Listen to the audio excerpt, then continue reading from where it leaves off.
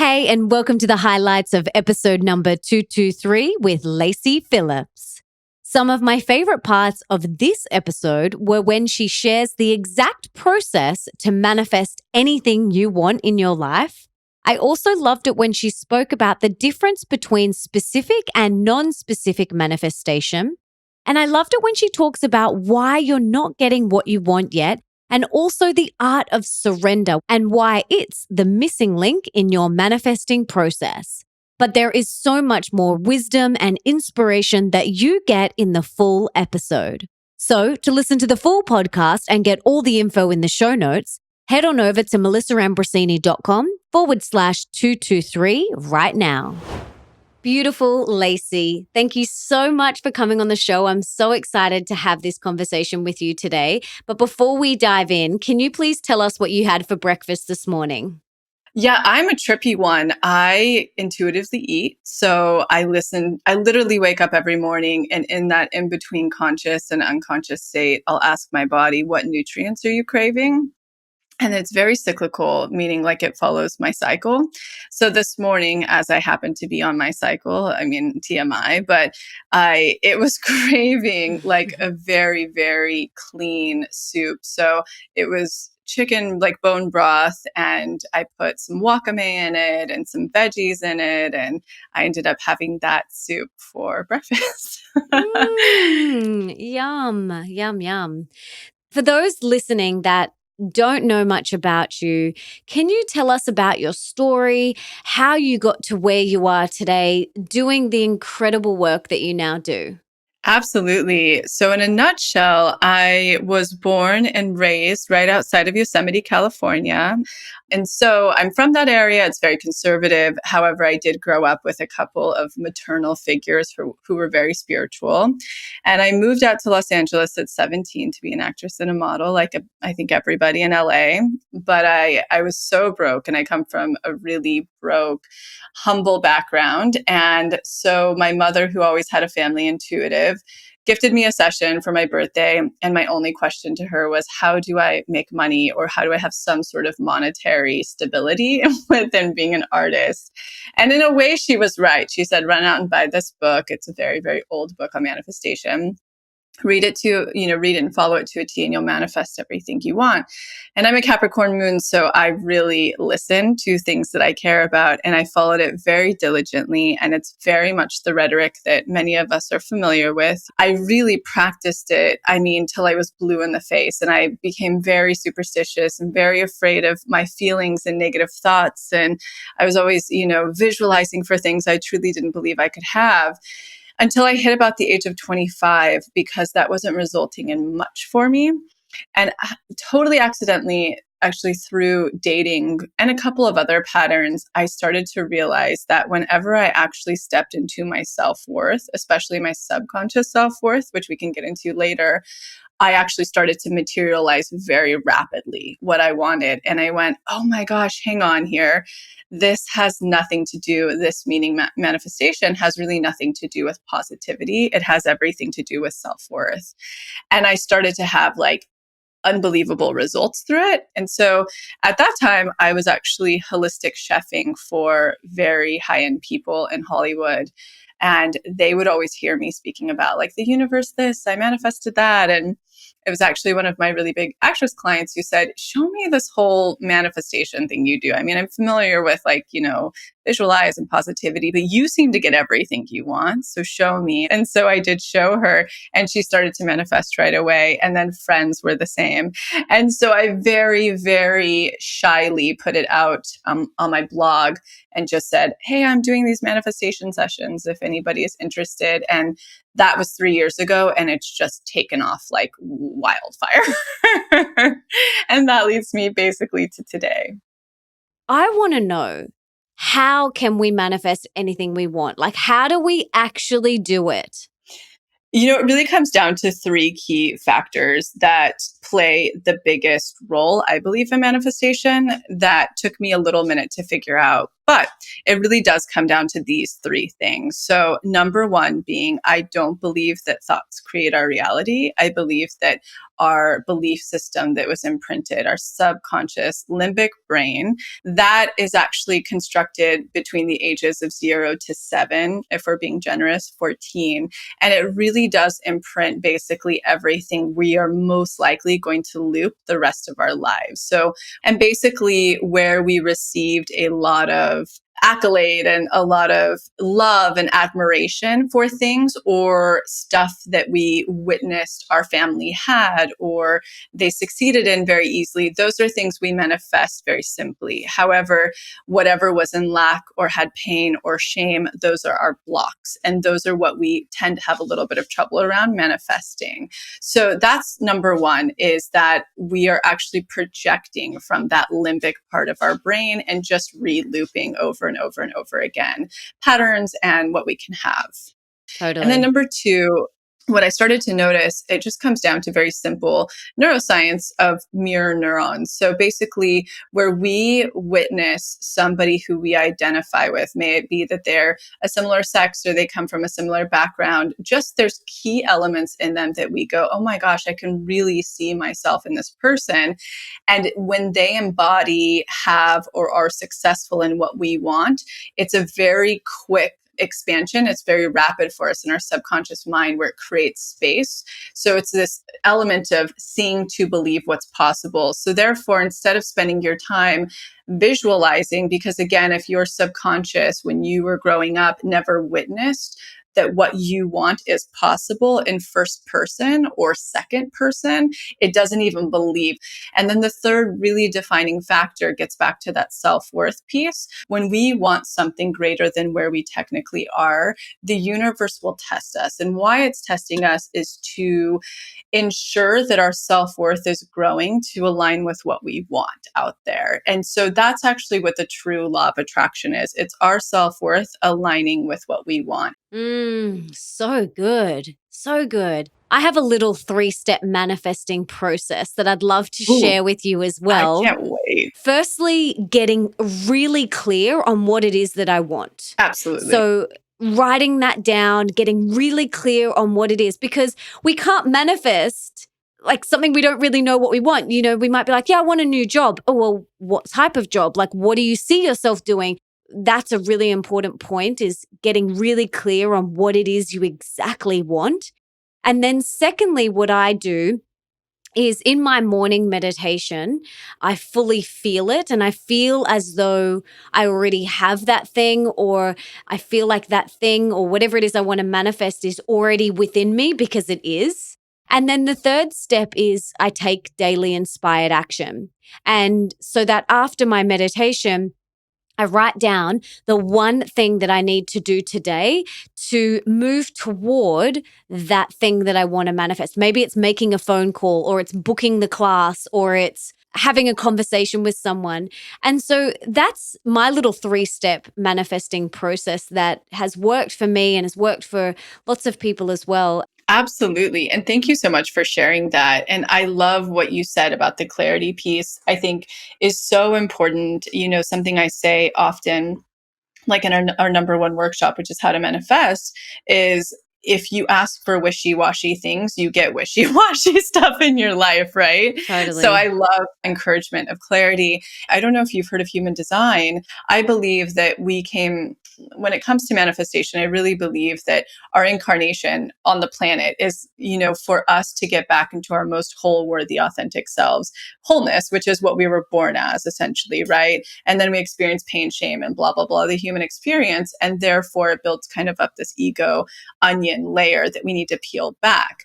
And so with that, human design is really beautiful in the sense that it expresses that we all came in as a soul with a blueprint to our authenticity. And therefore, if we decondition all of the not self things we've picked up, then we live in complete, utter flow. But something within human design that might be really interesting to your listeners that might be intrigued by human design. And it's wonderful. It's a wonderful system that's, if anybody's into astrology, it kind of takes it to the 10th degree further. And so in it, there is such a thing as a non-specific manifester and a specific manifester. And what that means, based on like a simple way that an arrow points, this distinction's become very strong in my community. So I just want to point it out that specific manifestors, which is what I am, and I imagine you very much are, they're the type of people who write down or envision the very like nitty-gritty detail of what they want. And that's what tends to come through. And this might identify with some of your listeners. You guys might manifest things where you're like, I kind of had some core details of things that I knew I wanted, but when I'm really specific, what I want doesn't come through. Regardless if you're specific or non-specific, you do need to know options of what you want if you're non-specific. But if you are specific, like I imagine we are, the clearer and more detailed you can get, the better for what you want to come through. Totally. Has there been anything where you've gone, oh my gosh, like has anything like really shocked you or surprised you and like even made you go, whoa? One of the girls in this team, she was doing it, and her roommate at the time, who grew up in a very like linear family that's like go to school, marry well, things that are programmed through society. And so she was kind of the one who's like this, woman's like out dating the wealthy guy and the blah, blah, blah, and trying to make it in her career and all of this stuff. And she started to do the work. She made a list of what she was calling in a partner, and she started to unblock. And then all of a sudden, a woman came into her life, and it happened to be one of her close friends, and they fell in love. And so she wrote this testimonial where she was like, whoa, number one, it's everything on my list. It's everything I've ever wanted. I never would have like looked under the hood of what I really wanted in another person or been open to it unless I unlocked a lot of this programming that I've picked up. And they're very much in love. And I love those stories when you discover something about yourself that you might be suppressing, or, like a great example of that could be you really are out there trying to manifest on the material plane of this promotion in your job and this money and all of these things. And then you really start to do the work of unblocking and you go, holy shit, I'm not even following my authentic purpose and myself. I need to pivot. And then the universe starts supporting you so tremendously because you're getting back onto your authentic path. What's really going on? Like, is it a self-worth thing, or where can these people start if they have literally been trying to manifest and it's not working? Where can they start? There's only two things that can, usually be happening. There's a block, or they don't really believe on a subconscious level something's possible. And the really beautiful thing, and why I personally use, and obviously we use in the workshops, hypnosis, which like my process is a little bit different in hypnosis because traditional hypnosis gives like repetition of the positive again. So it can be kind of spiritual bypassing, where my brain, and coming from a lot of low self-worth, is too smart for that. It has to see the root and the whatever. And so the beauty of whether it's my work you're doing or anybody's or anything you're doing out there, I think hypnosis can be a really fast track because there's always a block. That's the only reason. Again, anybody can have anything they want with, like anything. If you think you're broken or you have the lowest self-worth, there are 10 people who want to come through and connect with you. But how important is surrender in the manifestation process? Surrender, to me, when we talk about surrender, what we're really talking about is control, right? There's a sense of like controlling something or controlling it to happen, to will it to happen. But what's the energetic beneath surrender, right? Because like I can read the energy. So what the true energetic is that we don't really believe what we want's possible, and we haven't seen to believe it's possible. Therefore, we're controlling. We don't truly believe somewhere in our being, subconsciously, that we can have something. So we're controlling it. So like a big part of manifestation that's always been taught is to surrender and it'll come to you. People often say, even with pregnancy, it's like the moment you give up, it comes. And I'm sure a lot of people who are dealing with infertility out there have been like, I gave up 5 years ago and nothing's coming, So surrender, I think, plays a really big part. But I just think it's important to know what's beneath surrender. So when you get to a place where you've seen to believe something's really possible and you know it's coming, I believe that's when true energetic surrender happens. And so if someone is holding on right now and they have been saying, I surrender, how can they release that grip? I believe it doesn't really matter what's happening in the conscious state. I've got to, you have to really look beneath. Is there a block? If I'm unblocked, it's good. The big one comes down when it comes to surrender is expansion. So have I really, truly been around, I see on social media and I have that aha moment. And I like to say this, the true expansion happens in this one aha moment. It's when you, and this kind of sounds egoic, but it's not, it's an energetic, just to put words onto an energetic.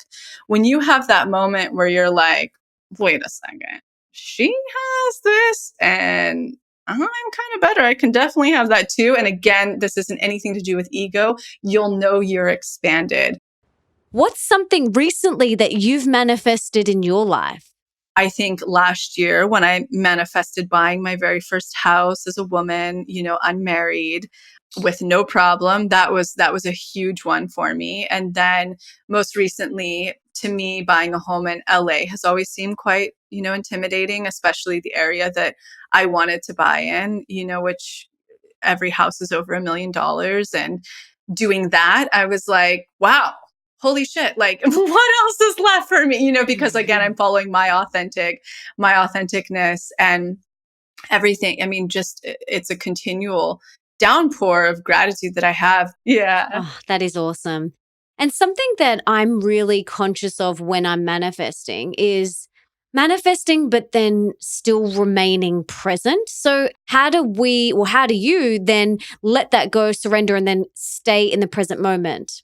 I think this is super important because manifestation in itself is a conundrum, right? So it's asking for the future while reckoning with the past. And so the way that I like to approach that is I know, and that's the beauty of having like outlined work that you can do, because you can take 20 minutes for the day to chip away at a process, so we always suggest about, 20 minutes, 3 days a week. And therefore, when you do that, you'll know you have gotten the work done you needed for the day, for whatever you're calling in. And then what I do is I become present. So I only spend that time, whether it's morning or evening, or sometimes I'll do work twice a day. And once I've done that, then I can be it's not then I can be in the moment, then I choose to be in the moment. I love that. Thank you for sharing that. Now, let's pretend that you have a magic wand and you could put one book in the school curriculum of every high school around the world. What is one book that you would choose? Yeah. So I believe every single every single person on the planet should be taught in high school finance and should be taught like really deep. Women, I believe, should be taught really deep health about their hormones and cycles. And I think those are the two, like some of the two most important things, because what is finance by all of us? Freedom, and nobody is taught how to invest and make their money work for them unless you come from a family that's savvy in that. And so if there's one book I could suggest everybody to read about that is Ramit Sethi's book, I Will Teach You to Be Rich. It has kind of a cheesy title that feels weird and salesy, but it is the most practical, digestible, actionable book everybody can put into play right away for significantly transforming their financial situation and their future if they want, a beautiful financial future. Because again, I believe that buys freedom.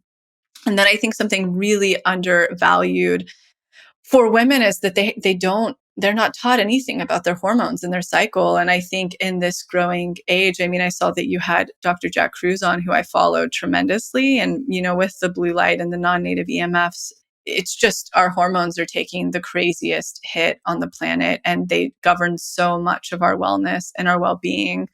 And so one is called taking charge of your fertility, or taking control of your fertility. And again, this isn't just for somebody who's looking to get pregnant. This is such an in-depth book about everything that's happening to us hormonally, how to track it, how to tell if we have a cyst, a breast lump, or if it's just a different time of our cycle, and how to tell if our progesterone's high or low, literally how we physically can tell. It gets us back into control of what we all had, 200 years ago. And then one that I think is the Holy Grail Bible that every woman should have on her shelf is called Woman Woman Code by Lacy Phillips, which goes deep into the micronutrients of how to completely have, beautiful hormones. So that's for somebody who's suffering for PCOS or endometriosis or blah, blah, blah.